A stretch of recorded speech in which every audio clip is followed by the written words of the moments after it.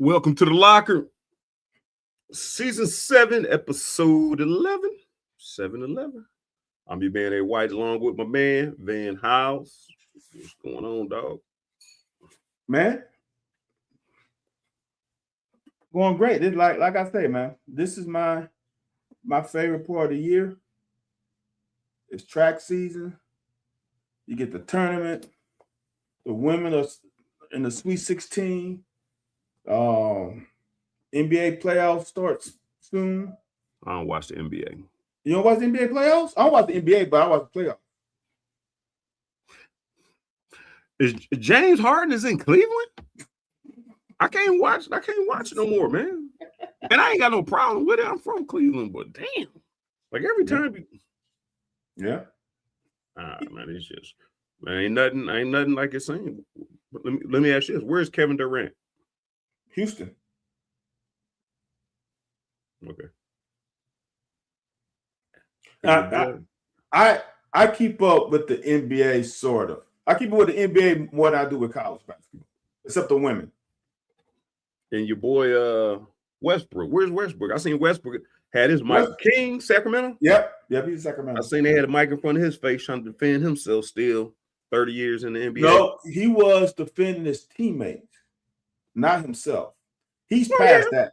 I don't mean himself. I mean just the product. You're not that guy to speak up no more. What did they teach us in college? If you had a party. Wait, what? He's not the guy to speak up anymore? No, I'm saying you're not that guy where your voice matters anymore. He still matters. Because he can make a fool of himself? No. Or not a fool of yourself, but able to be scrutinized. Yeah. He was a vet, and he was defending his young boys because some of the media was saying some BS. Okay.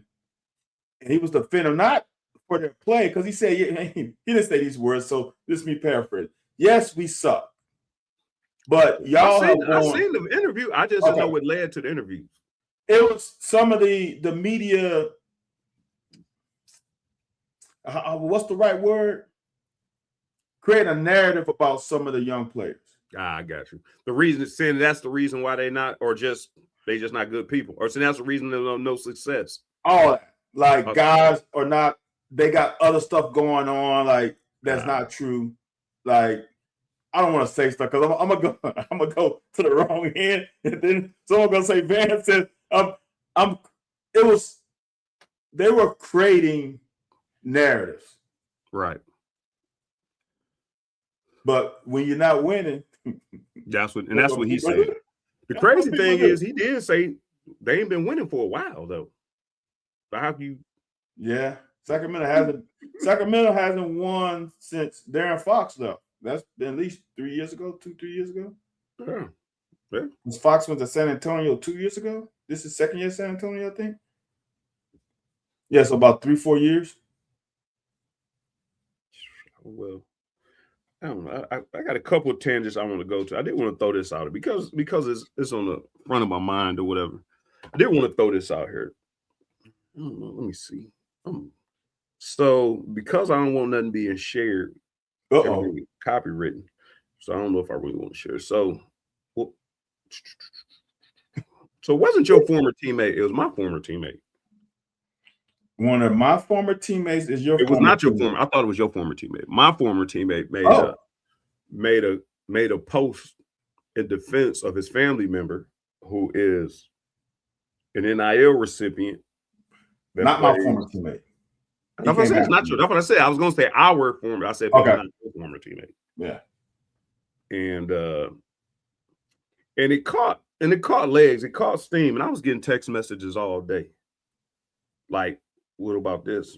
But now, mind you, just give you a heads up. We may or may not hear from him today, this afternoon, this evening. Because I don't know where this thing is, and we don't come on here we don't come on here to really bash. We just share our honest opinion, and we're not putting no more fuel to it. I mean, everybody done talked about it all day, but I think there's a different perspective for him to share. But the reason I brought it up to you because you're a parent. Now, this guy's not that kid's parent, but he's a family member. Derek Johnson is a family member. of Jasper Johnson as his uncle. He's an older brother of his daddy. Right. So he's defending, and we did. And the reason why it's ill because we talked about this last week. Kind of. It was. I don't want to go on this whole fan base whole deal, but I found out Sunday that a fan said something about Malachi Moreno and his mama. Yes. Yes. Come on, man. Like, come on, dog. Yes. Yes. Come on, dog. Look, this is my feeling. And this is hard. First of all, and I said this in a group chat I'm in, I don't think fans understand that even though a player might, in the public eye, take a loss a certain way, every player is more critical of themselves than any fan could ever be. I don't care what level you think you want to go. You can go to hell, to the bottom of hell. Yep. Players understand when they play poorly or they have done something poorly or we are harder. Even the players whom, when we played, were not as committed as we were, they were still, they understood bad games and they were still tough on themselves. And when I was with the Bears, I listened to sports radio. I don't have a problem with someone saying, hey, Van, on that deep ball you gave up, that was horrible. What kind of take? Why would you do that, right? I have no problem with that because I'm analyzing more than that. Like, man, that second step with my toe point, like all that stuff. But when you call someone a pussy, or you call someone an asshole, he's sorry, like those kind of stuff, that kind of stuff, and then you put my mama in it? Nah. I don't care what you say about, well, I don't care if his mama heard it. Don't bring my mama in it. Don't bring my mama in it. Why is she catching strays? First of all, you upset because you weren't able to play on this level. You wish you could play on this level. And I'll keep saying this. Criticize players all you want. There's two things I don't like. I already said a bad word, so I'm going to kind of temper it down. Don't ride on the coattails of these players getting paid as a reason why you can say certain stuff. That is, no. Again, I said a bad word. I can't. I reached my quota because that costs 2 or 3. That's one thing. The second thing is, I'm trying to see how I can say this, is we have to, as fans, don't blur the lines. These kids are kids. And you don't, I keep saying this, you don't understand the things that these kids go through during their lives to make it to this level. And as they're on this level, it's interesting that when we go to drafts, now all of a sudden they come out with these great stories. Oh, this kid dad died when, well, this kid mom was in whatever when he was playing University of Louisville. And that's why you might think he wasn't totally, like that kind of stuff. You don't understand what these kids are going through every day. Right. And sometimes they can be affected and it can affect the way they play. All I'm saying is don't blur those lines, man. Stay being a fan, be hypercritical, but don't cross the damn line. Some of y'all cross the line. Y'all jump across the line. Y'all put the pinky toe or the big toe across the line. Y'all put whole ass and everything across the line. So come on, man.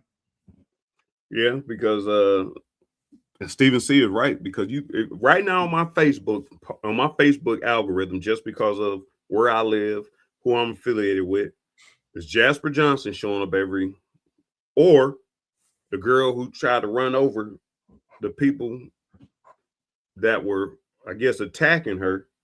Now, Van, and I'm not going to give my perspective. I'm just giving a different the opinion that nobody's talking about is the girl backed all the way up instead of redirecting it. Okay. And leaving. Okay. He boom, runs into people that were trying to attack her. Trying to attack her? Why? Okay.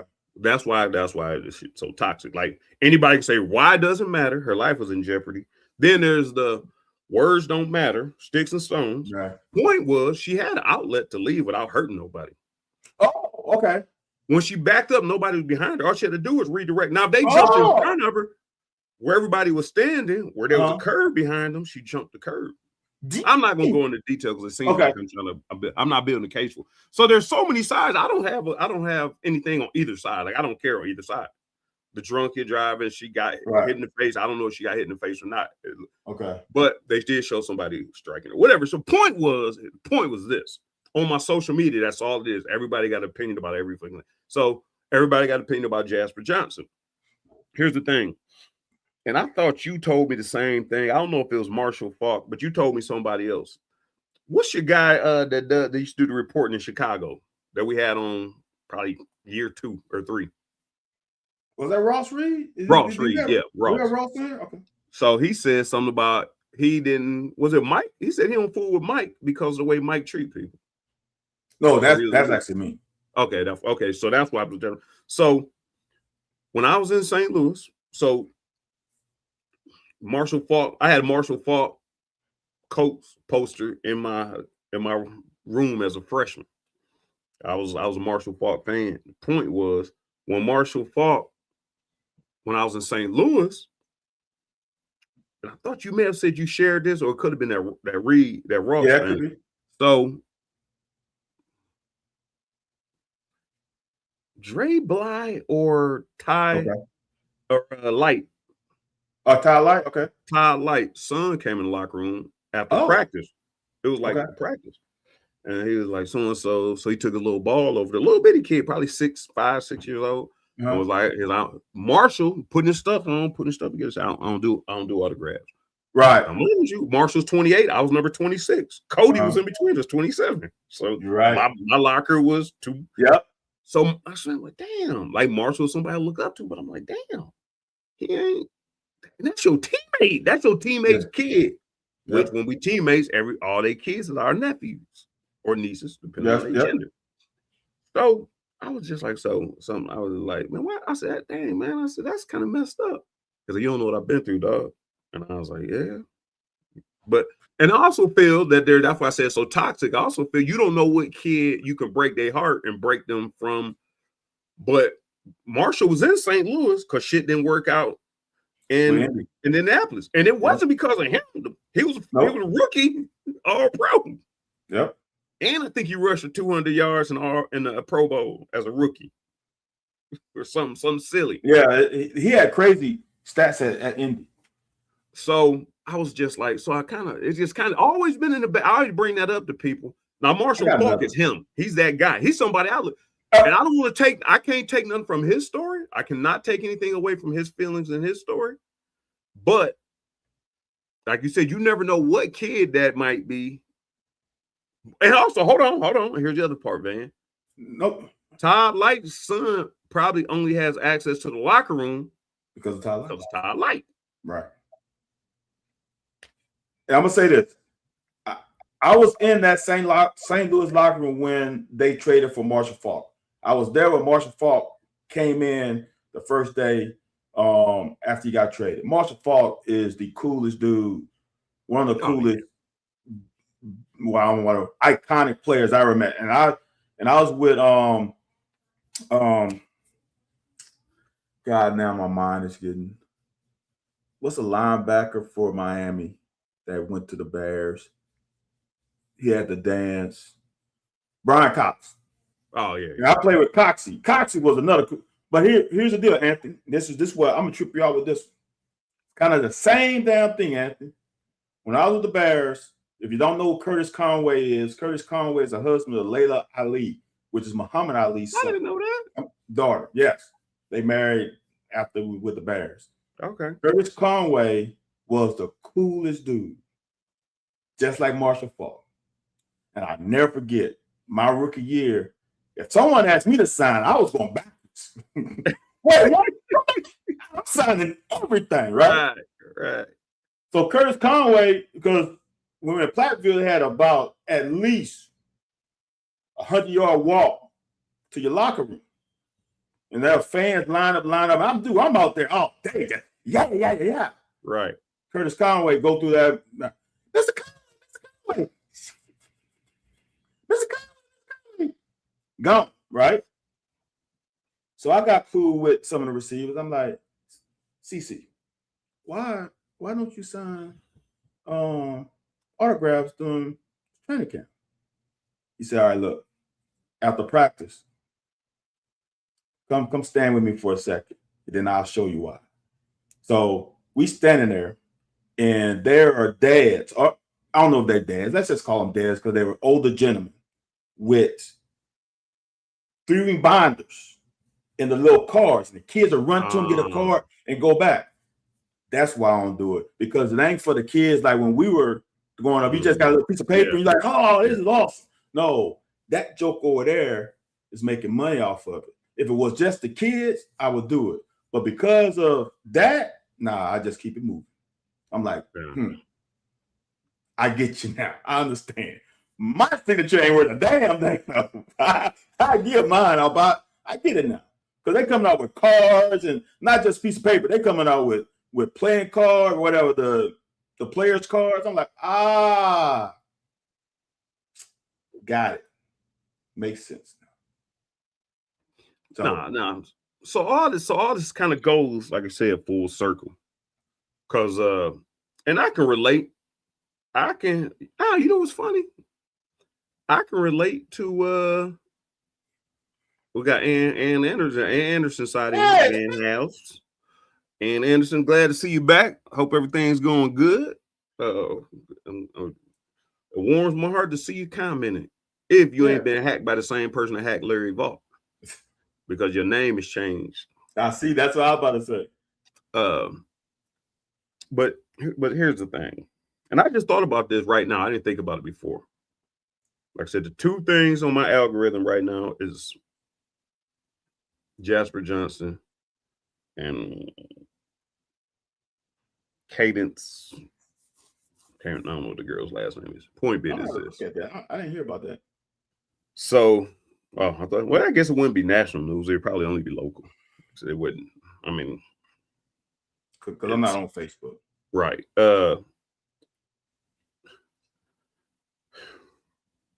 So again, Derek Johnson, former teammate of mine, not yours, left before you got here. You left before you got here. Yeah. Was defending his nephew. I can't per se say he was defending his nephew, because depending on which side of you on the aisle or how you felt Jasper played, how many opportunities you felt he got, did he deserve to be at UK? Like there's a lot of different scenarios being thrown around about the young man. And I'm partial to the family because I'm cool with the family. So like I ain't taking no jabs or no real concern about the situation, but it's everywhere. Like everybody's talking about it. Now, mind you, this is uncle. This ain't his daddy. Like his daddy played in the NFL. His daddy got drafted, high school player of the year, everything. Like, so not saying that the uncle's comments don't mean anything, but at this point right now, Jasper Johnson is a UK basketball player. Right. And it's what you led off with, saying that these people are saying people are just going taking off on them on how they feel. And like I said, I don't know if it's based off of y'all over there pocket watching on how much you think he made, however, whatever the case might be. Mark Pope brought him here because he thought he could play.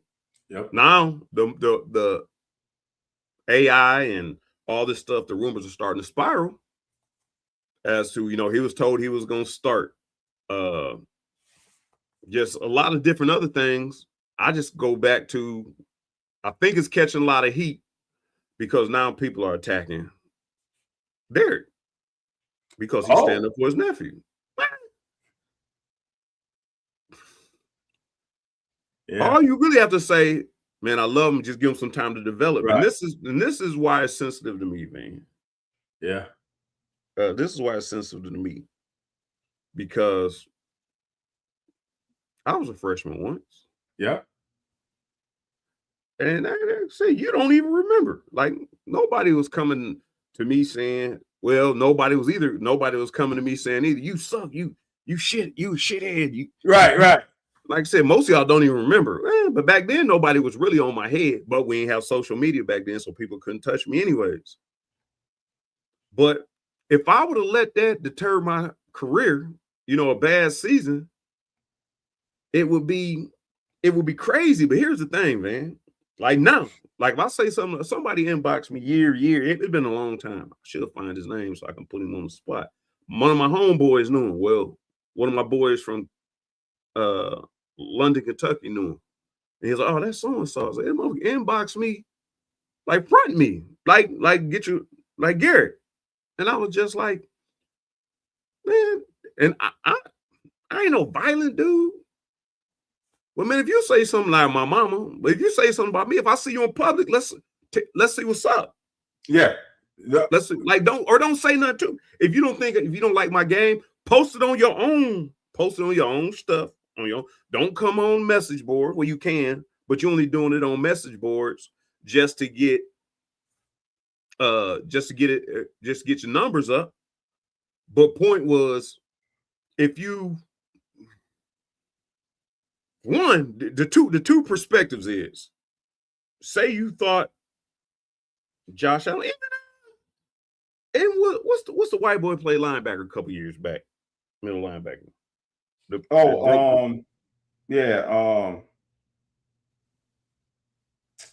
It was Jones and Cash Daniels. Okay. Y'all calling Cash Daniels. When you see him, I'll say something. Like I told you about one day when John Rocker was playing in Cleveland, when he was pitching in Cleveland, and I seen him in the mall. That was when he had when he was using not the racial slurs to African American, but just racial slurs in general on the subway in New York. And people wanted to do, and they was like, because I'm for some reason, I don't know if it was the the gang fan support or something. Oh man, John Rocker might be just a little bit smaller than Aaron Judge.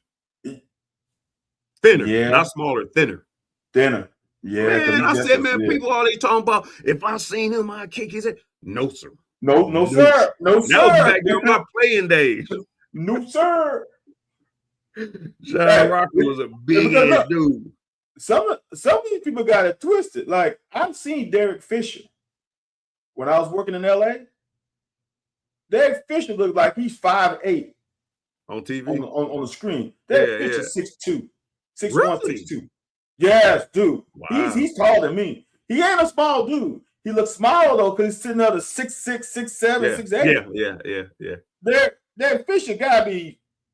I'm gonna give him at minimum 6'1.5". He's taller than me. Yeah. But so y'all get it twisted on these. We can't say y'all. We can't say y'all because our supporters typically support our stance. I ain't gonna say they don't have to. No, you're right. But when we do that y'all thing, I think it sounds like we talking at. No, you're right. Some people get it twisted with watching TV. Because Steph Curry, I went to a couple Golden State games. Steph Curry is at least 6'2". Yeah. He don't look that big. When you see him, when you on the court, like, damn, he is. He made me look a little small. So yeah, there's some people, man. Y'all be twittering. Y'all be. Yeah. And you know what? Catch me outside. When social media first became, when it first became big, when we started getting a little more heat. Oh Lord, am I still being seen? Heard? Yeah. I mean, heard. I'm not being seen. My screen just flashed out on me. Yep. He just froze. Hold on. When we were doing our Sunday morning thing and we started getting a little bit bigger, on the Sunday morning stage as far as social media. Larry Vaught started taking off on it. Everybody started kind of taking off on it. And Larry Vaught was writing these articles. And Jordan Jones did something. I pulled a Van Hiles. Like, when I called, I said, man, Jordan Jones is dumb. Like, and Jordan Jones is always a step behind. So Larry Vaught wrote a post about Jordan Jones and was said, former running back, and like I criticized him. I don't typically criticize the athletes because I know you try. Now, if you're not trying your best, I'll criticize you. But, you know, being passionate in the moment and some things like that. And so as Larry, now here's the reason, because I'm in that locker room. Yeah. Like it could go down, because I'm saying if it back in our day, we didn't have that stuff. And plus, you had Alan Cutler, Larry Vaught, Lonnie Demery. We had well, Alan Cutler wasn't that old back then. Dick Gabriel definitely wasn't that old back then. Tom Leach. But I'm saying you had older guys. Man, I'm about to challenge you, but let us little sucker my age come up in the locker room.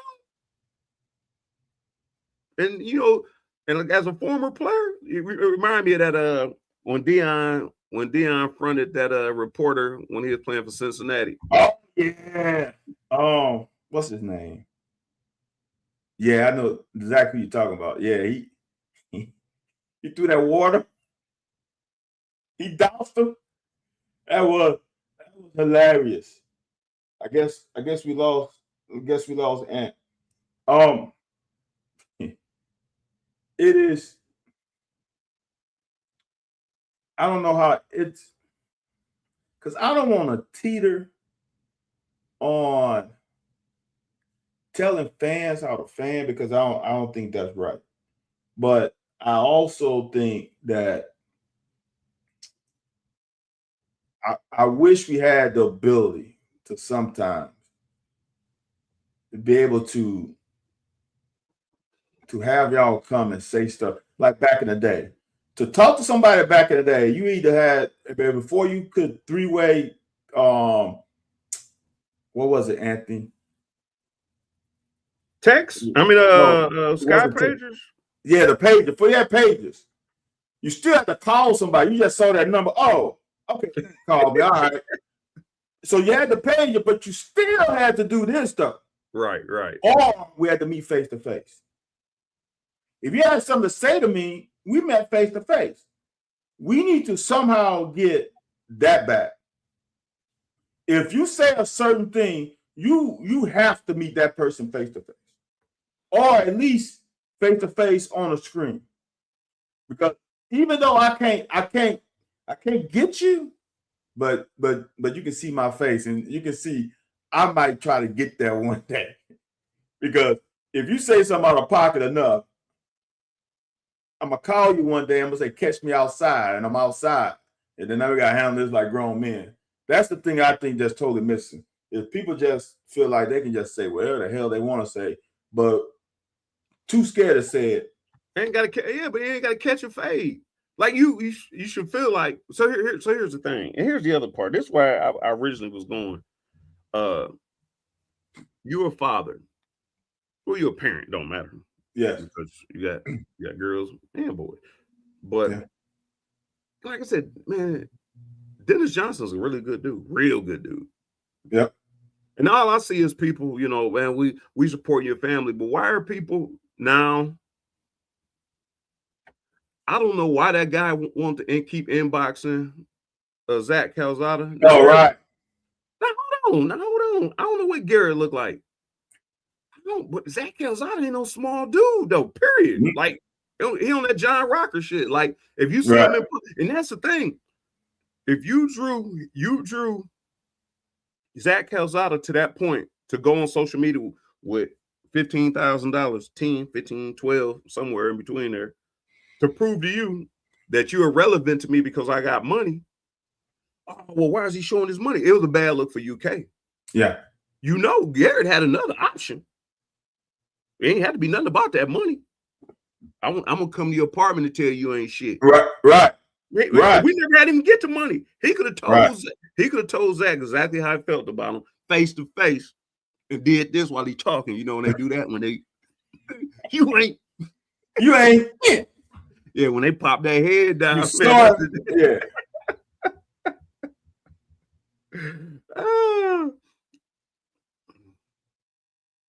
Dang. Oh yeah. That And I got stories. I got stories. Hey, my first job, 2000, had to be, no, it's 2001. So if people don't know my name, my real name is not Van. But Van is not a very, it's not a usual black name, right? It's not something that you identify with a black guy. So Anthony, I started my business in October. I had a contract in Arizona, Scottsdale. I fly to Scottsdale to meet the guy, talk on the phone. You know how we do. I'm talking on the phone. This business, I'm very professional. You use your locker voice, huh? One of your locker voice. High level professionalism, right? Fly out, got the contract, fly out.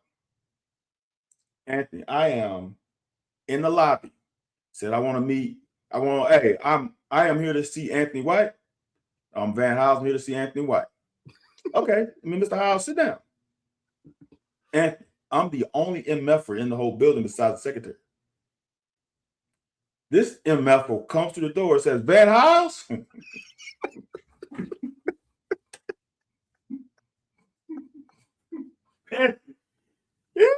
on, Van Howes, Mr. Howes. I'm like, yeah, the look on his face, bruh, was something special. Can you imagine what nowadays the stuff he would type on social media? This going Van Howes, the name is blah, blah, blah. See, couldn't say that back in the day. You had to meet me face to face. Like that face-to-face thing is missing, dude. And I hate it for kids now because being a coach now, it really affects their mentals because anybody can say anything about anybody without even seeing them. Really. Yeah. Back in the day, you had to, like you said, you had to see me to talk to me, to say something. You had to see me. And I wish there was a way for you. Some of these players, because I'm talking about athletes right now, celebrities too. I wish they could do it too. But we talking about, as we said, we talking about athletes. Some of these jokers are bigger than what you think. Oh yeah. I wish there was a way. It ain't too many athletes that's smaller than the average person. Right. Even Jasper's 6. He might be a little slim. Even Jasper's 6'4", 6'5", right. 6'4". So he long. Yeah. If his reach. You feel too much before you know. I just wish that some of these people would have to catch him outside. Right. And you know damn well don't want to catch Derek outside. Or Dennis Big 6'7". But you know what? But what you said today though, Dennis haven't said anything. People now attacking Derek. Okay. Yeah. Catch Derek outside. Yeah. You know? Y'all got some shit to say. Catch him outside and say it to his face. But is it worth it over a basketball? No, it's not. No, but Anthony, how many in my life I've got in 3 fights. All you need to get in one. Lay down a law, then everybody know. Mm-hmm. Don't fuck with Van. Or don't fuck with Jasper people. Right. Because y'all have, not y'all, some fans have no retribution. It's just free fall. That's all. Yeah, I said I don't know. I said I just, and the bad part about it is, so the narratives, and that's just a whole, we're gonna talk about UK thing. The whole thing is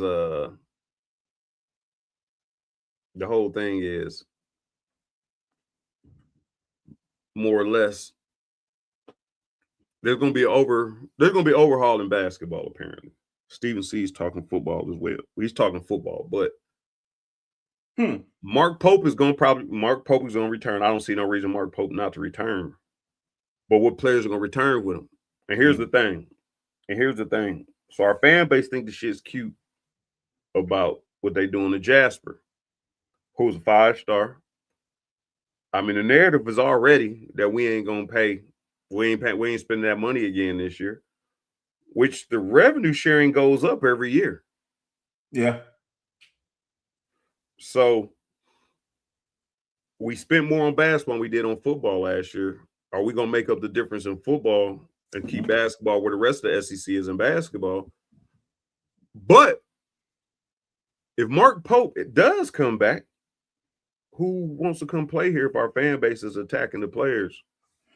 Mark Pope chose Jasper for whatever reason. Right. He was a hometown kid. The pressure was on.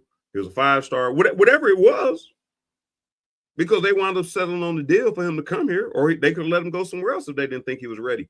If you don't think he's ready, what year would a difference make is why I led the damn show off on my freshman year. Eddie George, I don't know. I would like to see what Marshall Faulk's freshman year look like. Sure didn't look like man. At San Diego State, he balled out. Oh, I thought it was his sophomore year or all. No. His sophomore year, he went another level. Sophomore year, he went to the moon. Because I remember Eddie George, when I was being recruited by Ohio State, Eddie George was fumbling the ball, looking like not the next man up. Yeah. Because I'm sure Marshall Faulk was a backup and then someone got hurt. Oh, okay. I'm pretty sure that's the story. And then all of a sudden he ain't never give it up. I don't think Marshall played until like the 4th or 5th game of that season. But once he got it, it was done. Here's the thing. I'm gonna stay on this, and this is just me. These are the viewpoints of Van and Van Hiles on. To me, is some fans have a weird perspective of the history of our basketball program. And that's all I'm going to say. It's a skewed. Damn. Yeah, dude. But I'm telling you, he didn't start all the games though. Like he was a backup. Then he just went off. Our perspective is skewed. And I don't know why it's so skewed. Because I keep saying this, and since we on the locker, we can talk. Because it's our damn show. How many national championships did we win pre-integration? How many national championships did we win post-integration? Like, what's so interesting to me, and this is only interesting to me because as a football player, and that's why I might be a little petty, right? Is that we ride basketball past to the wheels fall off. Yeah. But we ain't got nothing to say about football pass. All the fucking losing we had, now all of a sudden y'all want us to win. Right? It doesn't make sense. Not saying that we shouldn't win, but don't. But the logic of two different sports is like two totally different things. Well, we go back and say, well, we won 8 national championships. I mean, how many have you won since the 80s? Right? Like there's some programs that have won more than we have since the 80s on. Right. But we feel like, but here's the thing that we feel like we should get stuff anyway. Like, why all these players come here? I mean, in my history, Kentucky hasn't been the best basketball program in the country. Consistently. Has it been good? Yes. But when you talk about consistency, that's not us. Yeah. You went from 78 to post-integration. Post-integration, what, 78? Yeah. So we won 3. 96, 98. Then it was another 20 years, damn right. Right. 20 years. So it's not, I mean. Then it was another.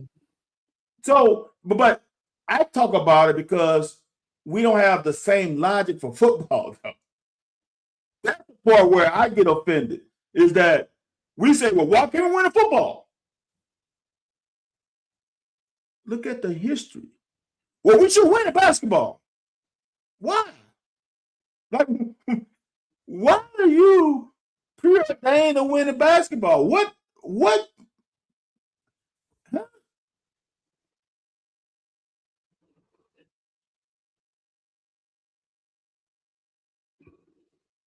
I think the thing that I think is getting in the way, and this is what I said this years ago, a couple years back. I think what's gonna F up sports is definitely gonna F it up for the University of Kentucky and our fan base and this toxic shit we got going on is that whole term, and I understand as a fan because you can't suit up. You're not gonna suit up. You never have suited up. You can say whatever the hell you want to say because you ain't got to prove nothing. You're not gonna buy tickets because you don't buy tickets. But I already got something to say. So here, but this is the thing. The phrase that's been used the whole time I've been in Lexington since '95. Whoa, they got to play for the name. They don't have to play for the name on the front of the jersey anymore. NIL allows you to play for the, and I'm not saying it's okay. I'm not saying it's okay. But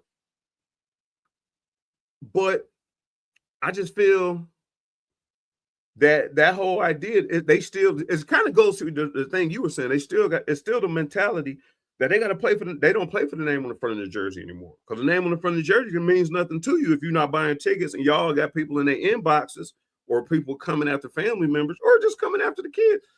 And here's the other thing that Derek is kind of trying to say. I don't know if he articulated it perfectly well for those who didn't agree. Jasper didn't play enough money. He didn't play long enough to let the rust fly off or even get acclimated to the game, the speed of the game. So he didn't really have enough time.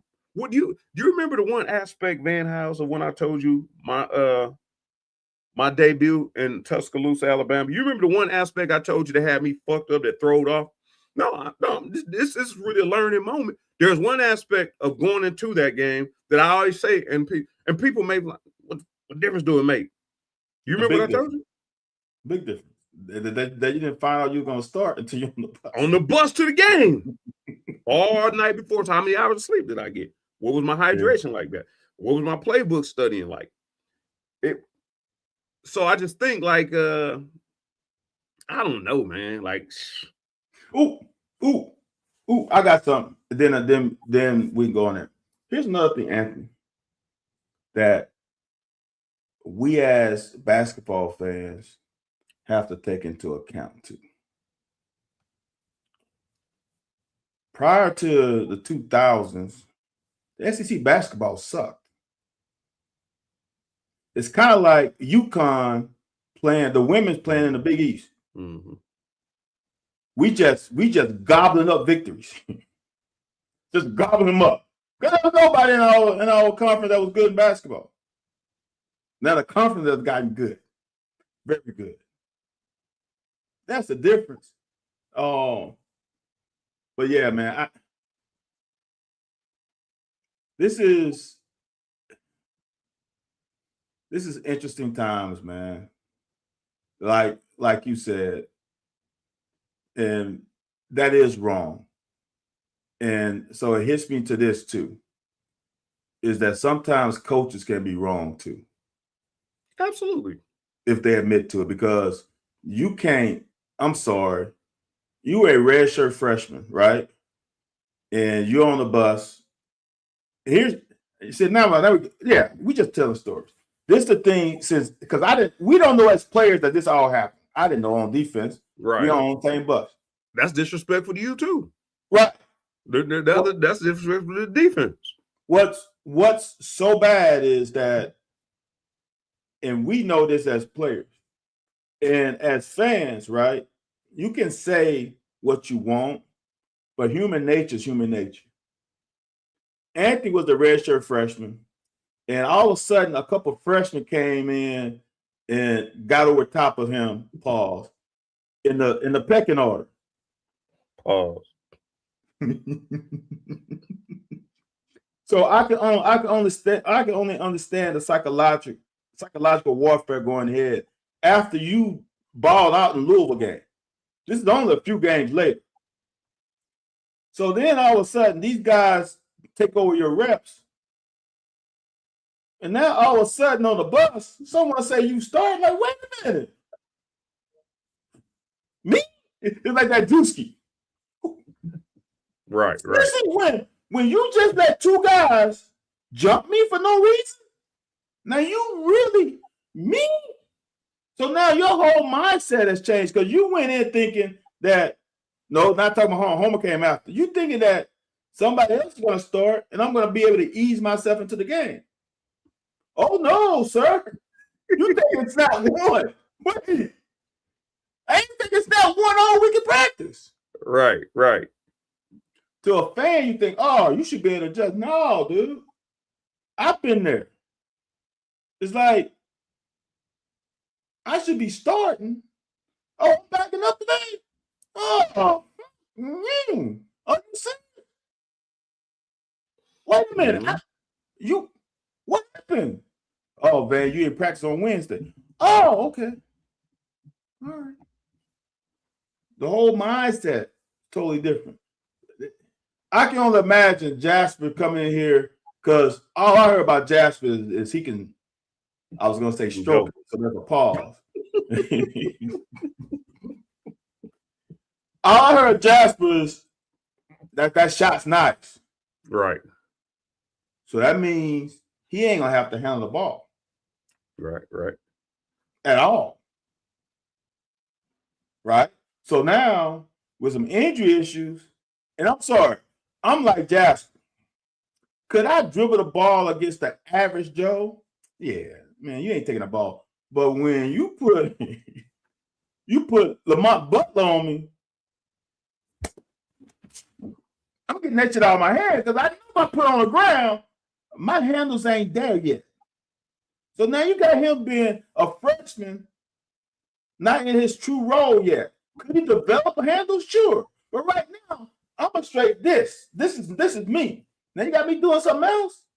You didn't tell me on my recruiting video, you say, hey, Vince, hey, you're going to be our backup on 1, but we're going to also let you be the 2. We're going to set some elevator screens, some that. Like, we're going to get you open, right, to shoot the 3. But on 2-3 minutes a game, you might have to play a little 1. I'm sure that wasn't in conversation. Now I got to change my whole mindset. Right. I'm here to spot up and shoot. But I'm over here looking at this chat, man. Oh, I'll get back to something, man. I remember Cutting Craig coming on the scene a couple of weeks ago. Now Cutting Craig got a little something. Dude, Cutting Craig seems like the same person I'm talking about. Like, why is Cutting Craig? Now I can lie to you. Now tell me if I'm wrong or right, man. This is the locker. This is our home. This is where we safe at, or safe haven. Cutting Craig get mad because I said people are playing for the name on the back of their jersey, not the name on the front of the jersey. Now, mind you, Cutting Craig might be from Louisiana. He might be from Ohio. He might be from Milwaukee. Might be from Wisconsin. Who knows? I think he might have, the whole idea might have went over his head when I made the comment. But we just going to take his comment on face value, saying that it's ridiculous that somebody would come to Kentucky and not play for the name on the front of the jersey.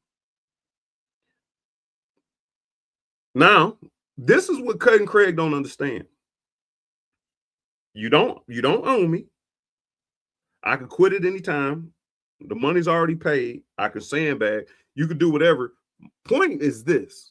When I said that, to combat what he's saying, when you say the name on the front of the jersey, if you are going to disrespect the players, not buy tickets, and then I'm not saying you Cutting Craig. I ain't saying Cobby Cobb, King Kentucky, and none of the people.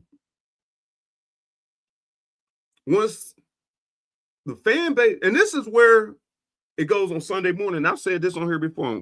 This is like the third or fourth week in a row that we've got into fan conversations where if I say on Sunday morning, fans can't do this. If you're a racist fan, I don't want you cheering for me. Like, you cheering for Kentucky. You're not cheering for me. You're not cheering for me throwing out racial slurs. That's one. Y'all probably don't do it. I'm guaranteed you heard somebody do it before. It's been said to me before. Other point is, when you say the name on the front of the jersey, when it comes, and I don't have a problem with playing for the name on the front of the jersey. I wear Kentucky gear all over the place. I wear Kentucky gear every time I go home because I went down to Kentucky and had a good experience. But when you, as a fan, feel like, well, playing for the name on the jersey is fun, you can't say to me then, You can't tell me how to fan. Yes, I can. Because if I'm a player, you're not representing what I'm representing the same way. When you talk about the army and the people who fight for this country and people don't have their rights and their freedom in this country, you can't. Yeah, you can oppress people, a group of people.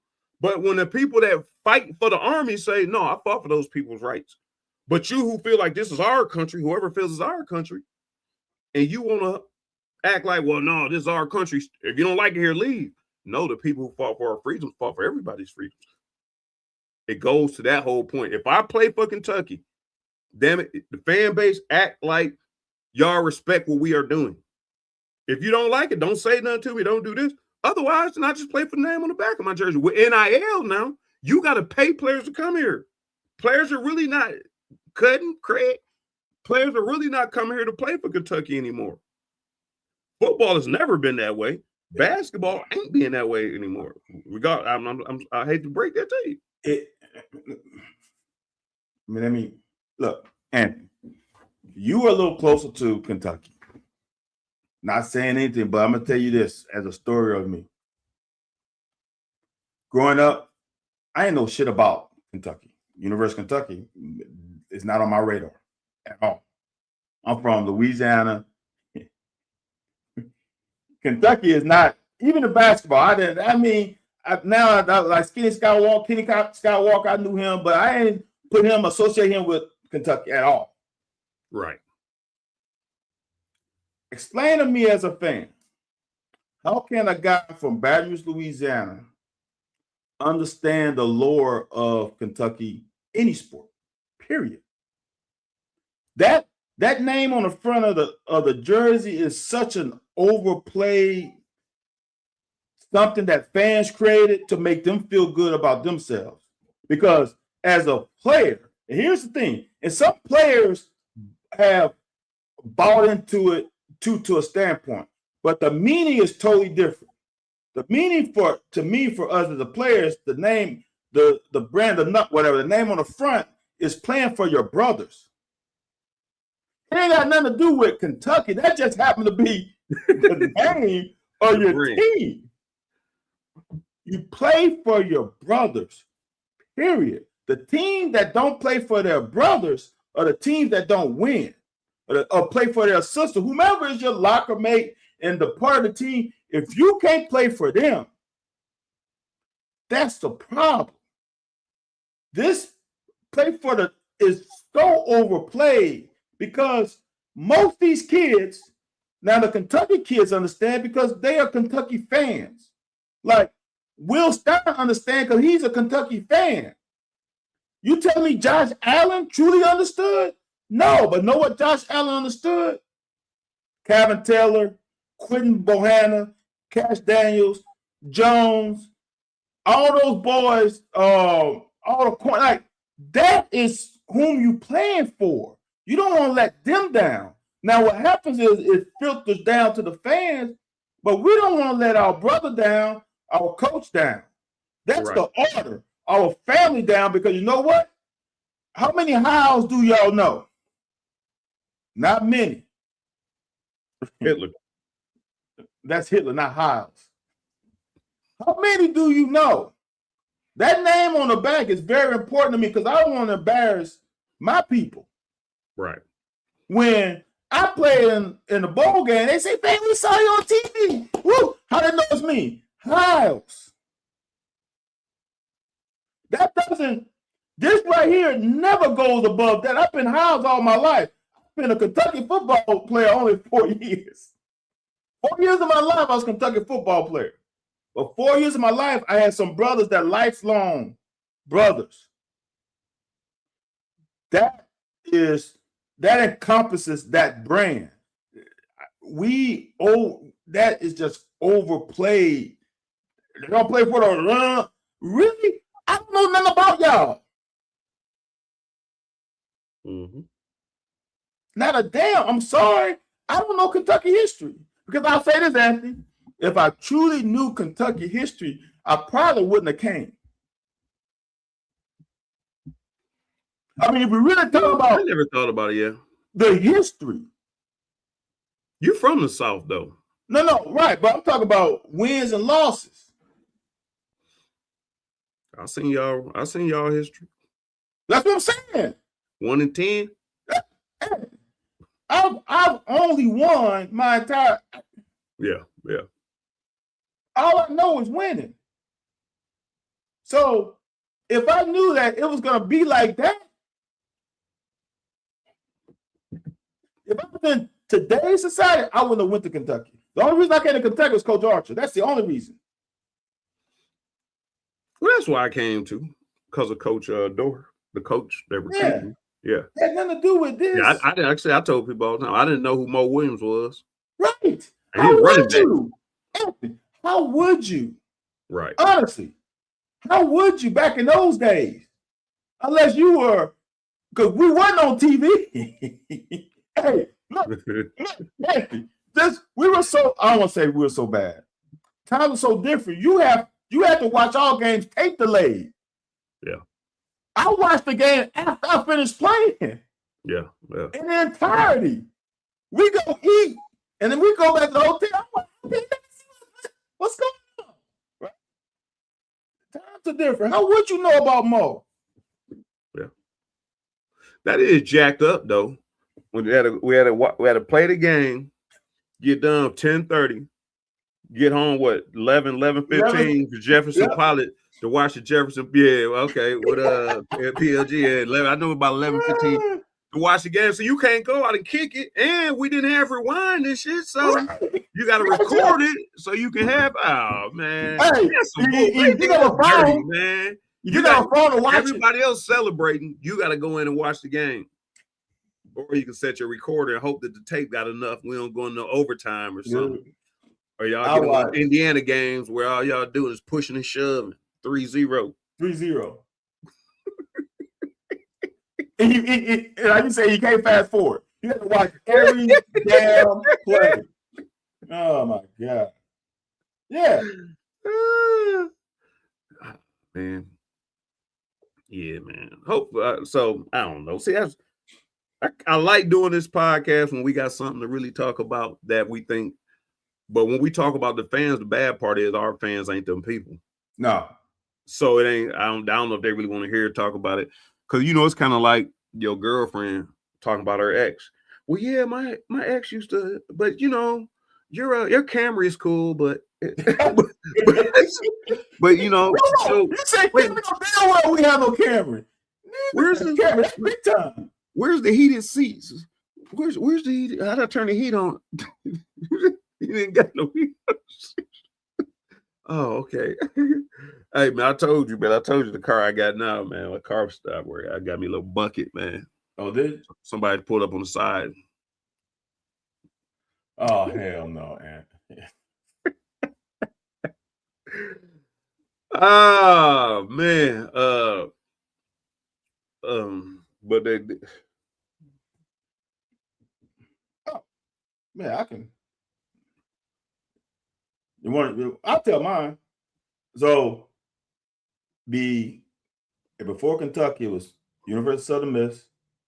It was Mississippi State. It was Arkansas. I mean, you want to say LSU, sure, and Ole Miss. Mine was skewed because I only wanted to go to Michigan, and I told everybody that. So it was between the Michigan, Ohio State, and Penn State, which no three of them offered me. Once I got hurt, Michigan didn't offer me. So then it came down to West Virginia, Indiana, Kentucky, Colorado, Nebraska. Point was, here's the thing you got to know, King, Kentucky. I don't know. I love my mama to death. And it's probably the best thing for everybody. My mama said, once I wasn't going to Ohio State, which was staying in state, and I wasn't going to Michigan, which was 3 hours away, she said, wherever you go, I won't, because she didn't know I was good until all these people kept calling and asking me to come across the country to visit. And she was like, well, you going to go? She's like, you good? She's like, wherever you pick, baby, go wherever you want. Wherever you pick. I just want to see you play every Saturday. I want to watch you play. Now, mind you, Kentucky ain't on TV. Nope. And she wasn't talking about TV. She was talking about a person. Yep. King, Kentucky, she hits after that. Oh, that's cool. If she hitting with that, and I ain't flying. Got to be in driving distance. That takes out Nebraska, takes out Colorado. That's when LSU's like was still in Colorado. Yep. So after it wasn't Ohio State, Michigan, and Penn State was kind of a backseater, like, I would like to play for Joe Paul. I was like, well, where can I go close to here? Because I got letters from Georgia, but there wasn't a whole lot of interest from Georgia. I was like, well, Kentucky's right down the street. It's only a 4-hour trip. Then we started talking about that. My mom was like, I like Kentucky. So we came. The fans were really nice. But nah. My recruiting wasn't like most people. Like my recruiting wasn't open at all. It was based off of that 4-hour. It's based on 300-mile radius. That was standard. Michigan, Ohio State, West Virginia. That was standard, dude. Huh? Your recruiting was standard. That mine was the same way. I'll never forget the only recruiting trip my parents didn't go on was University of Kentucky, because they knew I wasn't going. They're like, ain't no sense of us going there. I'm dead serious. Like, ain't no sense of us going there. I never forget. I came back home. I had to tell my dad, I'm like, Dad, look, you're gonna have to tell Mom to get her on board that I'm going to University of Kentucky. He was like, "Are you serious?" I'm like, "Yeah." He's like, "All right, I'll try to work it out." That because they didn't go at all. King, appreciate that, King. King, Kentucky. Let me tell you something. Van ain't telling. Let me tell you something. To make it even worse, King, Kentucky, you need to be celebrating is Archer's still living. My coach ain't living no more. Ray Dorr ain't living. So you need to thank them. Van House. True or false? King, Kentucky. When we came on our visit, they invited 65 MFers. Everyone. There's only 25 scholarships. Everyone. Every recruit was brought in on one damn weekend. Every recruit rode charter buses around campus. So every time we got on the bus, well, I brought my mom and my sister. I think my nephew was a baby then. So my sister brought him. And everywhere we went, dude, we get to the damn indoor facility, the coveted indoor facility now. They got tables set up all around the 100-yard field, just tables set up with cloths on them. And they did that for years. That's why everybody was clamoring for a recruiting room. Dude, we get off the bus, all 65, all effing 65 of us get off the bus. Everywhere we went, all your competition sitting right next to you. It ain't no showing you your name on the Jumbotron like what was it on the program? What's his name? It wasn't Justin Jefferson. It was some Jefferson. Last name was Jefferson. Yeah, I know you're talking about. Yep. Hey, King, Kentucky. It wasn't no wooing you and nope. Man, and here's the thing. Donnell Jefferson. Yeah, that's what it is. Donnell Jefferson. You're right. So here's the thing. So you get there and you it got to be the same for you because we have a bunch of Louisiana boys. You get there, so all these boys from Florida, I played on the Jamboree. I'm in a group with these boys, and they all know each other. And I'm like, man, they all talking funny because they got Southern strong Southern draw. Where you from? Where that is? And I taught you how to speak. So I'm like, man, I don't know. Then Ray was like, hey, how's everything going? He kept checking on me, man. I will tell you this, and I don't know if Van's experience was the same. Every single one of my letters from Ray Dorr was handwritten. Yeah, and it said something specifically that I did in the game. I like how in the third quarter they gave you the ball this many times, but it was all handwritten. So once it came down to me not going where I wanted to go and going where my mama wanted me to go, then like I said, I don't regret it by one. Like me and Van said, we don't regret it. Oh, no. But no. He said now, if we got to base it off of the energy, the fans, I guess the coaches can. And that's why. And here's the other thing, y'all really need to let people know publicly. That's why they love Stu. That's why Stu needs to be here. Stu came in when we did. When we came in because of the coaches. He came in after me, So he doing the same thing that brought him in. Edward came in with me. Yeah, I tell you, he came after me. Oh, yeah. But it was the same process. Like, man, he liked Coach Smith. Coach Smith had Florida. Yeah. And he does it the same way. Every recruit I've ever been around, if he could get the coach to get on the headphone on the phone call with him, or if he can get the coach to, give him whatever it's gonna take to get him here, and we're gonna close the deal. Like he gonna close the deal. And apparently, I love him. Shit, you could Jock. I don't know if Jacquez Mr. Jones is on here, but he talked to Jock. When things are going on that he might be concerned about. I'm gonna just tell y'all, since we talking about it, I'm gonna tell y'all this. Everything happens for a reason. The school I wanted to go to was Southern Miss. And if y'all don't know what Southern Miss was doing in the early 90s, this SEC team, they was giving them hell. Southern Miss didn't have engineering, didn't have mechanical engineering. The funny part about it, I was going to Southern Miss because of Coach Withers, who was the DB coach.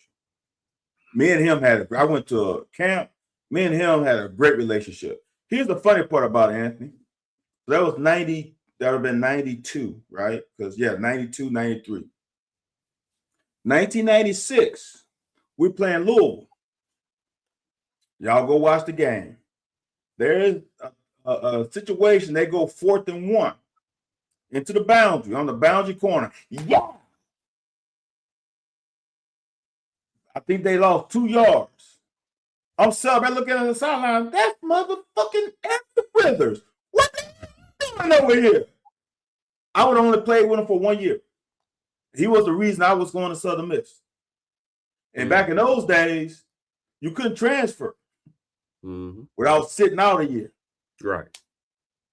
So the best thing that happened to me was Southern Miss not having mechanical engineering and me going to Kentucky, because I would have been pissed. He would have left after my freshman year.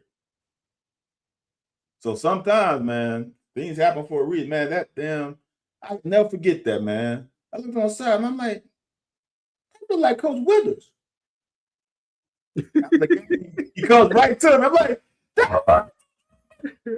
what you doing here, man? I love Southern Miss in 94. I'm like, you gotta be lying.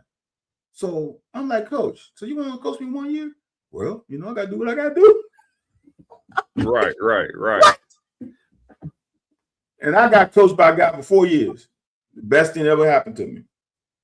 A damn good coach too. Exactly. I will get in this and we'll get up out of here, man. They keep asking football. I will say, asking about, only thing being said about football right now is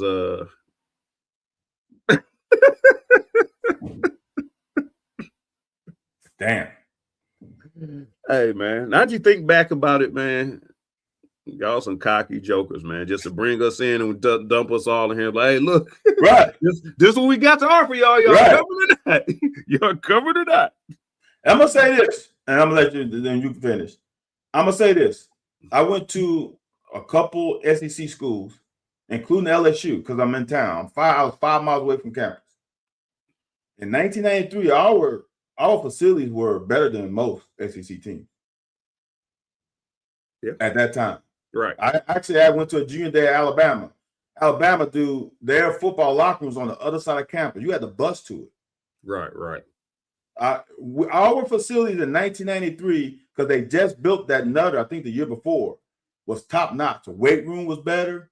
They built that indoor, I think, during that year. Dude, we had now after that, about 10 years later, they were not the best.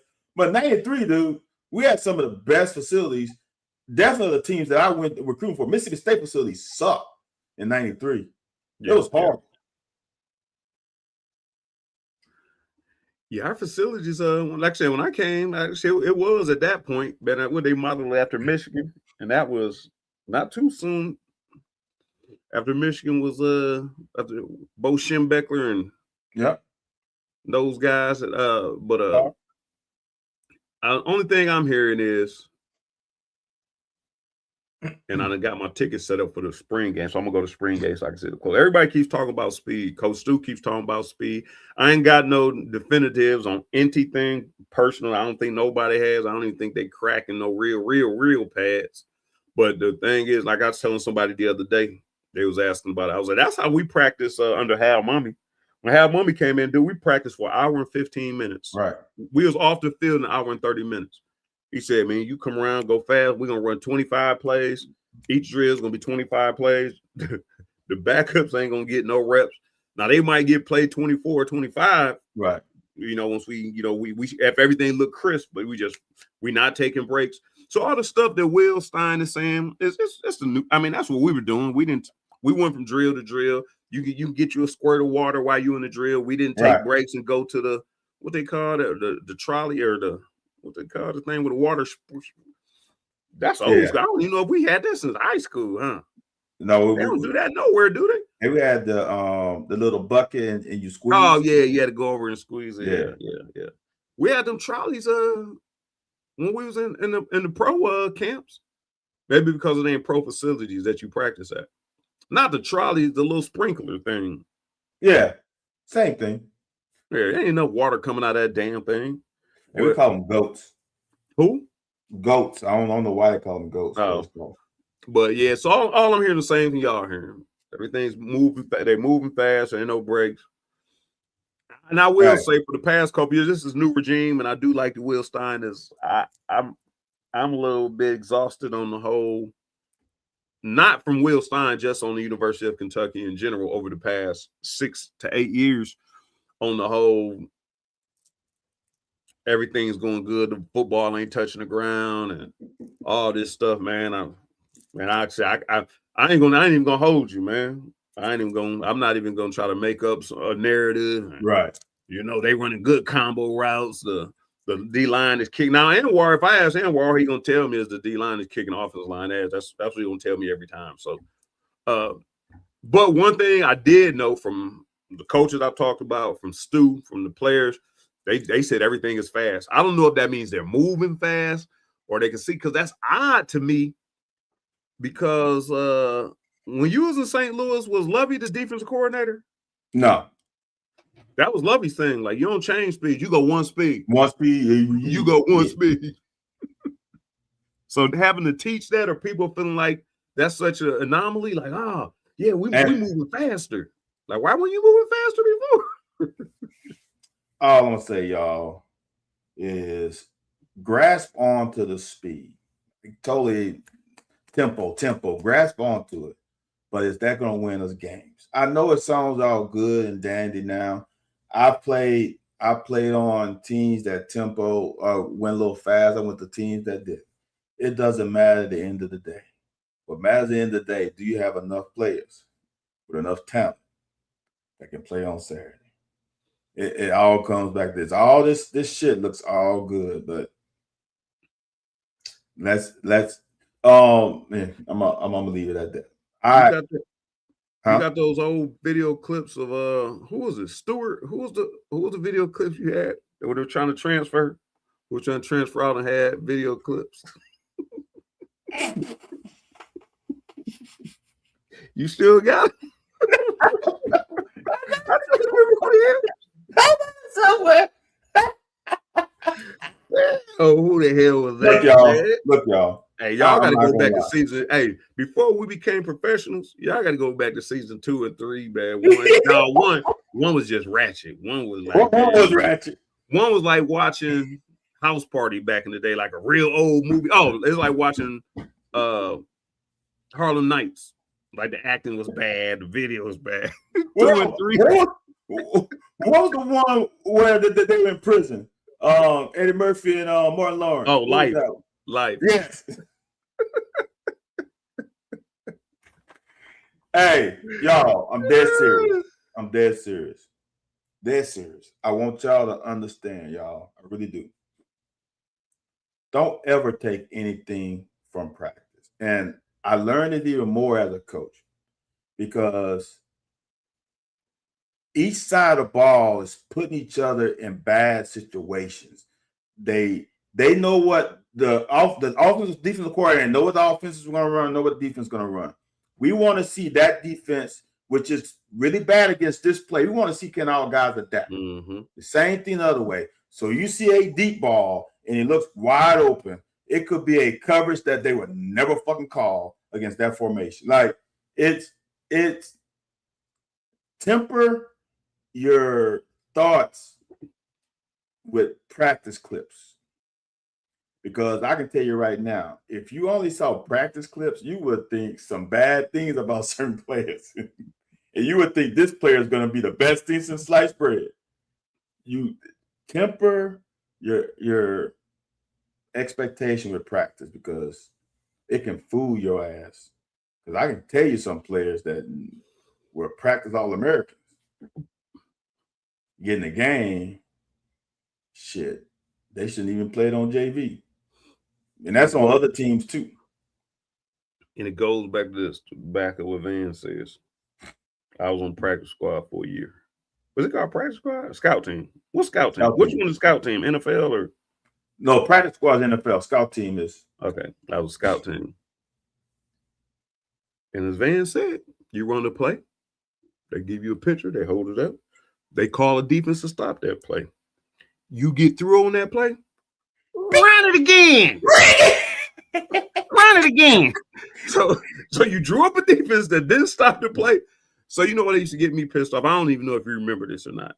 So I cut that bad boy back. Oh no! Run it again. Run it right in his hole.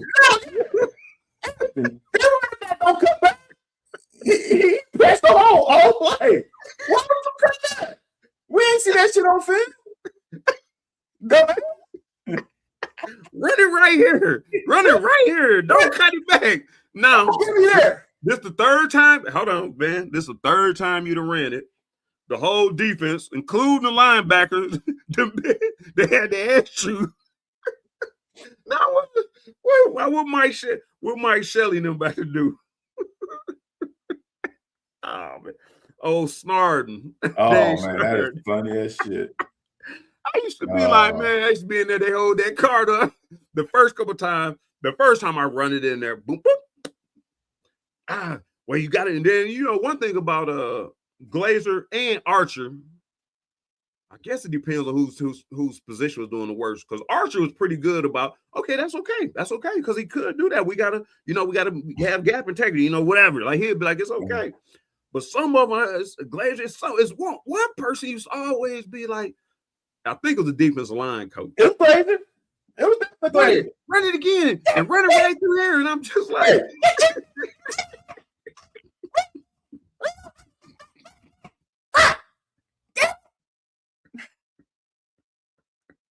oh, I got a good story, Coach Glazer, man. Man, come on. Oh, I got a good story. Right, PLG. Oh, man, come on, man. Oh, dude. I got some stories. Man, if you, like I said, you run that joker, the second time I'm like, all right. That third time, now you making business decisions. Like, man. So, in all honesty, I'm not about to put my shoulders in and try to go in hard because they about to come down on you. And they know you done told everybody on the sideline, everybody lining up. It's coming right here. So let me take a little bit of punishment off. Let me run up in there. So we can move on to the next play because I just allowed you to tackle me. That was some good times, man. That was some good times. Oh, man. That made you said don't take practice seriously, man. And I guess it's just like anything else. So I think during practice, you trying things and see what happened. But y'all, and I know this last thing. Y'all, I want y'all to understand. For me, practice was the training ground to see would this shit work on Saturdays. I'm trying different technique. I want to see, can I do it with good eyes and do what I think I want to do against this formation and this route I think is happening? Can I do it and will it work? Oh, hey, dude. Okay, that ain't working. That time scratching.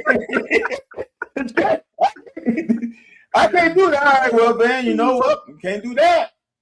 Come back. Boom. All right, got my hands. Oh, that's the one I'm going to use. Practice, man. I'm telling you. Don't do that. Don't do that. Honestly, Anthony, media should never be at practice. They shouldn't even have no film to show. Because people get out, oh my God, did you see that deep ball that he threw? Man. Oh my God, that was perfect. Then you think about, well, damn, how the fuck was he open? Defense must suck. You know what I'm saying? Like, It's no, it's she need to show film during games, to be honest with you. Oh man. I can't remember who your boy was, man. Who? What you talking about? With the film. With the practice film. It was a highlight film for transfer. It was the quarterback and it was the receiver. It's the quarterback that was from Vegas, little short white kid. Can't think of his name. And then it was a receiver. It was a slot receiver. Oh yeah, it was a receiver. You're right too. It was a slot receiver. I know it was two of them. Yeah. That joker had this. I'm like, all right, dude. All right. Okay. All right, man. Shoot, man. I'd like to thank y'all for dropping in, man. Mash that like button when you get an opportunity. Share it. Subscribe, follow. Listen to us on Real Radio. Sundays, Mondays. How many set days are you on? Man, I'm not on no set days. You ain't on Monday? I'm only on Monday during football season. Oh, okay. I'm talking about radio. So radio is just by appointment. Yeah, radio just by appointment. Yeah. Unless somebody want to hire me. If y'all want to hire your boy, I'm available. Yeah. Hopefully our HR listening, man. They might pay. HR ain't paying. They might pay. What did Deion say? Look good, feel good. Feel good, right. Play good. Play good, they pay good. Damn right. Yeah. Yep.